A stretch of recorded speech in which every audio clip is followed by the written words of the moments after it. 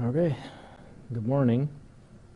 Not much on the log today. They did have one thing that's the big thing, but everything else is kind of small. But that's the weapons violation. This call happened about 9:30 yesterday morning. We had a 14-year-old girl that showed up at the hospital with a gunshot wound to her leg. It ended up being non-life-threatening injuries. She was treated and then released from the hospital. There was some information that we learned. I guess we have a lot of other questions, and probably the biggest thing is we're not getting a whole lot of cooperation from the victim. She talked to the officers, gave some information, but there's more stuff that's missing, and we're investigating it, but we're getting not a whole lot of cooperation, which means not a whole lot of information. So we've got some information to follow up on, but suffice to say, we have not made any arrests at this point. The shooting took place inside an apartment in the 600 block of North Cleveland Avenue. Sounds like she knows the person that fired the gun. She said it was accidental, but we haven't talked to that person. We haven't, like I said, got a whole lot of information. So there's some more work to do on this one. I think that's really all about that I have right now.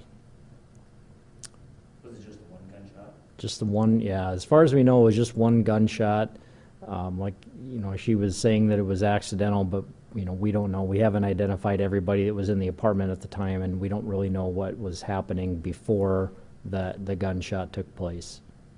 So no weapons have been recovered. We're still looking for other people, and hopefully we'll get some other information. I think the bigger thing is maybe the victim will talk and relay the other information that she has, but she was pretty limited in the details that she would provide. You said she went to the hospital herself?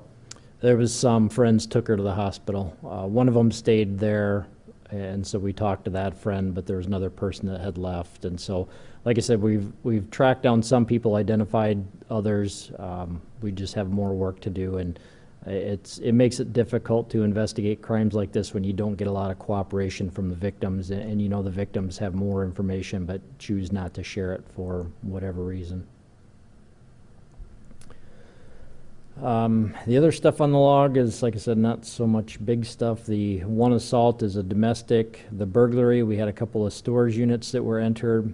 The other was an apartment. It was somebody who was trying to steal a game console and then was scared away. No arrests on that one.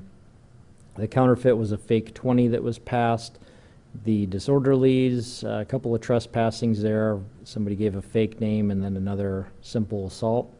The family offenses were reports and protection order violations.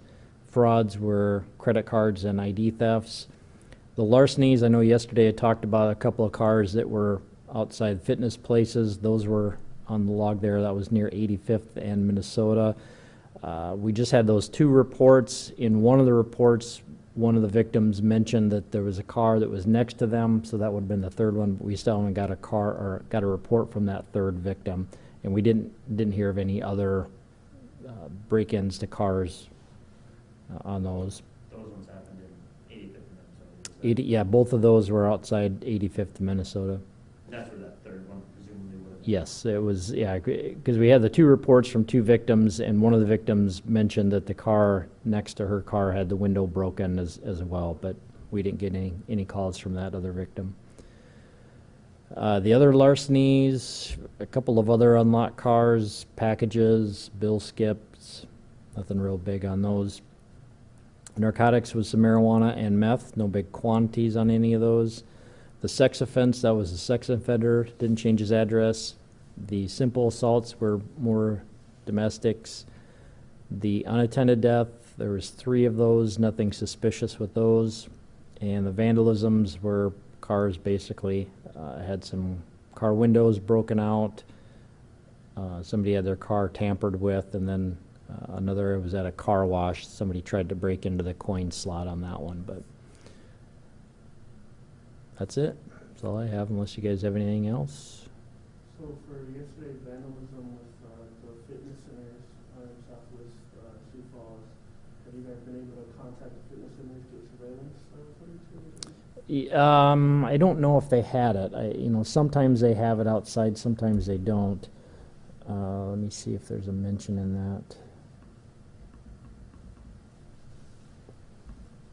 Oh, you know what? These didn't. These were both online reports that were made by the victims. So the detectives will have to get hold of the fitness place and find out if they have it. So a lot of the time, the officers, when they're taking that report, they look around to see if there's cameras, and then sometimes they'll note that. Sometimes they'll try to talk to management, and other times, in a case like this, if somebody files an online report, then the detective will have to get hold of the business to find out if they have any surveillance video. Any update on the arson from yesterday? No, I don't. Let me.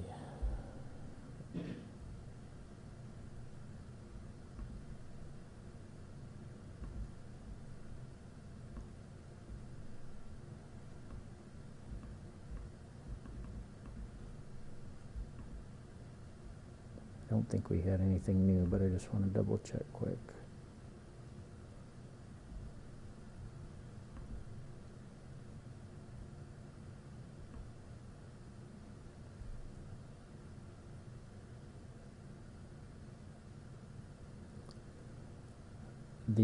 Looks like the fire inspector said there was nothing suspicious or nothing that indicated arson. And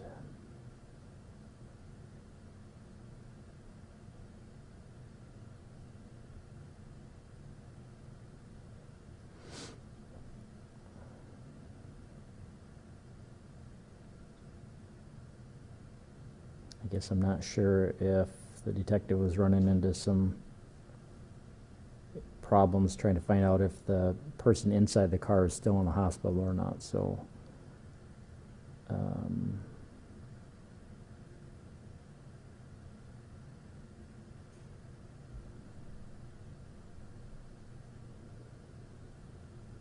yeah, I think our part of this is probably going to be done, since there was didn't seem like there was any mechanical or electrical issues.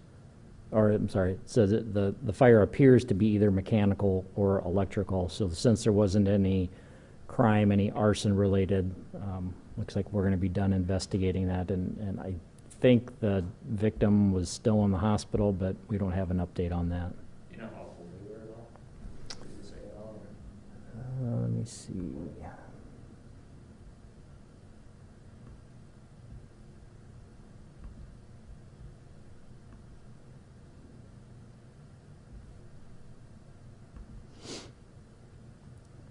The person that was in the car is 36 from Sioux Falls.